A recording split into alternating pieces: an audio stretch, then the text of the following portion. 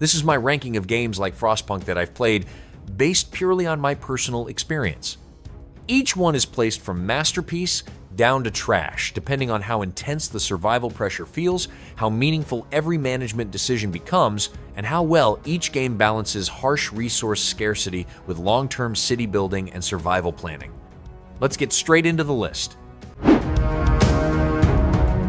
Farthest Frontier gave me the kind of survival city builder pressure that kept every season stressful in a good way. I had to think carefully about food spoilage, farming layouts, storage, and keeping villagers alive during rough winters instead of stacking resources without consequences. The crop rotation system added more depth than I expected, especially when poor soil and disease started damaging harvests at the worst possible time. I also liked watching the settlement slowly change as new homes, walls, and farms expanded across the map. Raids and illnesses became frustrating later on, particularly when defenses started draining too many resources, but rebuilding after disasters still felt satisfying. The atmosphere, survival mechanics, and constant management pressure kept me interested for hours whenever difficult winters arrived and resources started disappearing. This game settles nicely into my excellent tier. Against the Storm kept changing the way I approached survival city builders because every settlement felt unpredictable and difficult to manage in different ways. I liked balancing resources, keeping multiple species satisfied, and deciding whether dangerous forest expansions were worth the risk. The glade system constantly forced me into stressful choices, since opening the wrong area at the wrong time could easily damage an entire run.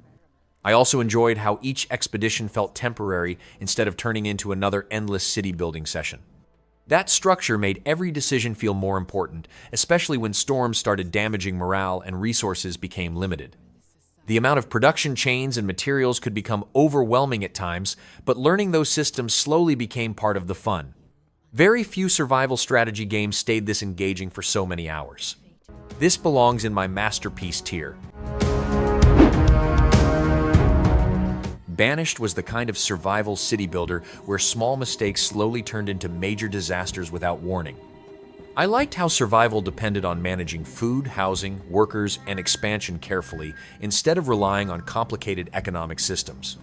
Harsh winters became stressful once supplies started dropping, and villagers began starving because of poor planning earlier in the settlement. I also enjoyed how the game made village placement matter, since forests, farms, homes, and workplaces all affected efficiency differently. Watching seasons change while trying to prevent collapse gave the experience a strong atmosphere that stayed memorable for a long time. The lack of combat or scripted events never bothered me, because the survival systems already created enough tension on their own. The constant balancing and resource management stayed rewarding across every settlement I built. This easily belongs in my masterpiece tier. IXION gave me a much more stressful survival management experience than I expected, especially once the station started expanding and multiple systems began failing at the same time. I liked balancing resources, population needs, research, and ship maintenance while slowly pushing deeper into dangerous space environments. The constant pressure of keeping the crew alive made nearly every decision feel important, particularly during emergencies where one bad choice could damage the entire station. I also enjoyed the dark sci-fi atmosphere because the soundtrack, visuals, and narrative events worked together really well during exploration segments. Some mechanics took time to fully understand, and the difficulty occasionally became overwhelming when several disasters happened together, but solving those problems still felt rewarding afterward. The atmosphere and management systems kept me invested the whole time. This easily earns a spot in my excellent tier. This war of mine felt completely different from most survival games, because surviving was never the only thing I had to worry about. Managing food, medicine, shelter, and scavenging already created enough pressure, but the emotional side of the survivors made every decision much heavier. Stealing supplies, failing to help someone, or losing resources during raids could quickly destroy morale and make the group harder to manage afterward. I also liked how nighttime scavenging stayed tense, since every location carried danger, uncertainty, and difficult choices. The art style and music added a bleak atmosphere that matched the setting perfectly without relying on constant action or combat. Some moments became genuinely stressful, once injuries, hunger, and depression started stacking together, but that struggle made the experience much more memorable. This easily earns its place in my masterpiece tier. Surviving the Aftermath had a lot of survival mechanics that I enjoyed, especially when disasters started stacking together and resources became difficult to maintain. Managing food, water, medicine, and shelter during pandemics or environmental events kept the settlement under pressure. I also liked expanding the colony over time because unlocking better housing, farming, and production buildings made progression feel satisfying. The post-apocalyptic setting worked well with the survival systems, and trying to recover after major disasters created some tense moments. At the same time, the world map exploration became repetitive since most encounters lacked meaningful strategy and slowed down the pacing too much. Some menus and controls also felt frustrating during longer sessions. The settlement building and survival management remained entertaining enough to keep me playing across multiple sessions. This settles into my good tier. The Wandering Village had a calmer style than most survival city builders I've played, but managing a settlement on the back of a giant moving creature still made it feel unique. I liked balancing resources, food production, research, and the health of the Onbu while traveling through biomes that changed what crops could survive. The relaxing music and hand-drawn art style also gave the game a cozy atmosphere during longer sessions. I enjoyed expanding the village and unlocking new systems, especially once I started managing the creature directly through commands and feeding systems. At the same time, progression became slow because waiting for resources, research, and construction dragged longer than expected. The happiness management also felt inconsistent occasionally. The atmosphere and creative survival mechanics kept me invested throughout. This finds its place in my great tier. Last Train Home mixed survival management and strategy gameplay in a way that kept me interested through most of the journey. I liked managing supplies, train upgrades, crew roles, and food distribution while trying to keep everyone alive during dangerous travel sections. The combat missions also added variety, since positioning soldiers carefully and using different classes properly became important during encounters. I also enjoyed the atmosphere because the music, voice acting, and war setting gave the entire trip a heavy feeling without becoming overly dramatic. Upgrading the train and deciding how resources should be used made the management side engaging. At the same time, some slower travel sections and micromanagement occasionally dragged the pacing down during longer sessions. The combination of survival systems, strategy, gameplay, and atmosphere kept me invested throughout. This belongs in my great tier. Endzone: A World Apart had a survival management style that felt more relaxed than most post-apocalyptic city builders I've played. But the resource system still created enough pressure to stay interesting. I liked managing water, radiation, food production, and shelter while trying to rebuild society after environmental disasters. Droughts and radiation storms became stressful once supplies started running low and production chains began falling apart. I also enjoyed the atmosphere because the ruined settlements, music, and rebuilding mechanics gave the world a calm feeling despite the setting.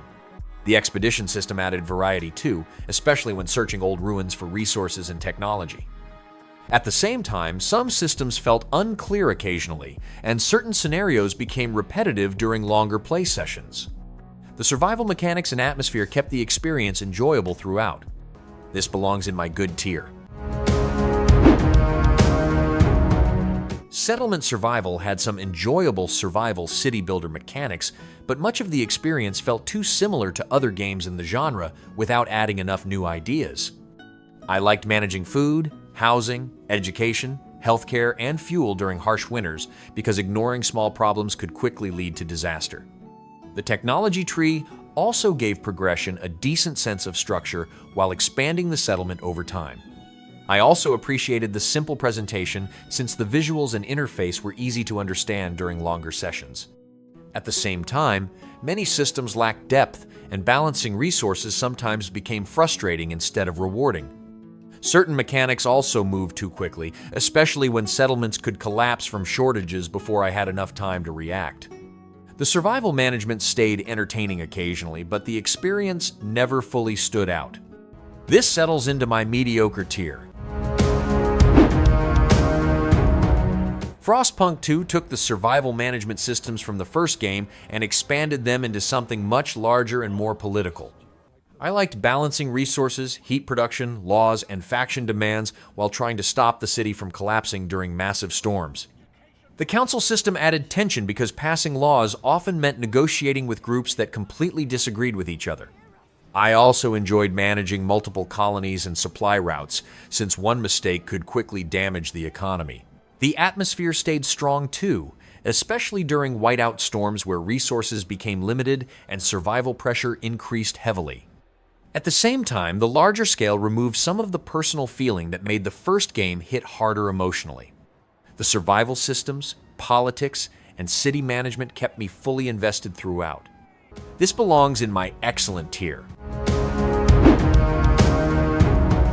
Surviving Mars gave me a survival city building experience where small mistakes could quickly destroy an entire colony without warning.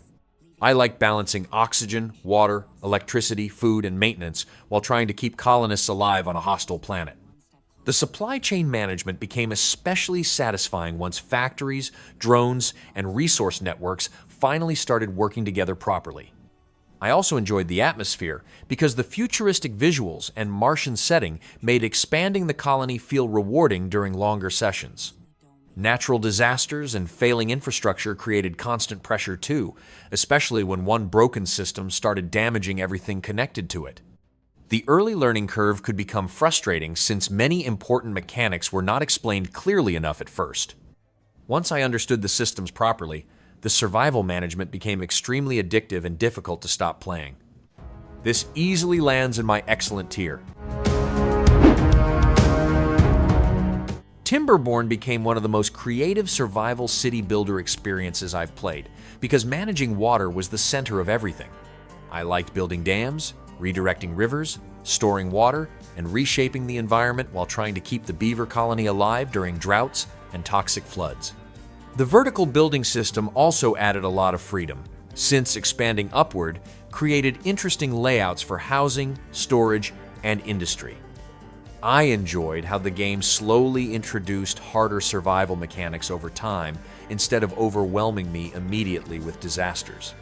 Watching farmland dry out during droughts or seeing toxic water spread toward the colony created a constant sense of pressure. The relaxing atmosphere and soundtrack balanced those stressful moments really well during longer sessions. The survival systems and environmental management stayed consistently rewarding throughout. This easily belongs in my masterpiece tier. They are Billions mixed survival, city building, and RTS gameplay in a way that kept every match tense from start to finish. I liked balancing expansion, resource production, defenses, and military growth while constantly preparing for massive zombie waves. The pressure became intense because a single infected zombie slipping through defenses could quickly destroy an entire settlement within minutes. Building walls, towers, and defensive choke points before each attack created satisfying preparation phases that made surviving large hordes feel rewarding afterward. Some campaign missions became repetitive, especially the missions that removed most of the city building systems entirely. This easily earns a place in my excellent tier. Northgard blended survival management and strategy systems in a way that made every decision feel important without becoming overwhelming. I liked balancing food, wood, population, and expansion while trying to survive harsh winters and random disasters that could quickly damage the settlement. The different victory conditions kept matches interesting because I could focus on trade, fame, knowledge, or military conquest depending on the situation. I enjoyed planning settlements carefully since limited building space forced me to think ahead constantly. The Viking setting and seasonal survival mechanics gave the game a strong atmosphere, especially during difficult winters where resources became scarce and productivity dropped heavily. Some campaign missions felt weaker than the main strategy systems, and certain matches became repetitive after longer sessions. The survival systems and strategic pacing kept me invested for hours. This belongs in my great tier. Stranded Alien Dawn had survival management systems that kept me interested, especially when trying to build a functioning colony on an unfamiliar planet with limited resources. I liked researching alien plants, managing food production, building shelters, and improving technology while dealing with changing environmental conditions. The different scenarios and biomes helped matches feel varied since each one changed how I approached survival and expansion. I enjoyed building settlements because the modular construction system made bases feel more personal over time. The science and exploration mechanics added a good sense of discovery whenever survivors studied wildlife or explored distant areas for resources. At the same time, combat and enemy attacks rarely felt dangerous enough to create strong tension during most sessions. The survival systems and settlement building stayed enjoyable during longer sessions. This belongs in my good tier. That's my full ranking of Frostpunk-style survival city builders based on how harsh the survival pressure feels and how meaningful every decision becomes. Hope you've liked it, and thanks for watching.